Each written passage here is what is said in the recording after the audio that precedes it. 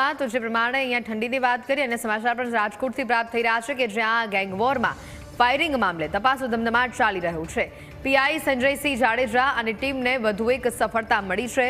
પોલીસે રિમાન્ડ દરમિયાન 3 pistol, 4 magazine, 18 જીવતા કારતૂસ કબજે કર્યા છે। આ ગુનામાં વપરાયેલ પિસ્તોલ આરોપીઓએ થાર ગાડીમાં છુપાવી હોવાની વિગતો છે। એસઓજી પોલીસે થાર ગાડી પર કબજે કરી વધુ પૂછપરછ હાથ ધરી છે। તમામ આરોપીઓ ગુજસીટોક લાગ્યા બાદ જેલ ભેગા થશે। વધુ માહિતી મેળવીશું, સંવાદદાતા ઋષિ જોડાયા છે ફોન લાઈન ઉપર। ઋષિ, જે પ્રમાણે આ ફાયરિંગની ઘટના સામે આવી છે અને મહત્વની વાત છે ગેંગવોરમાં ફાયરિંગ મામલે હાલ પોલીસ દ્વારા તપાસ કરવામાં આવી રહી છે, કોઈ વધુ અપડેટ પ્રાપ્ત થઈ છે?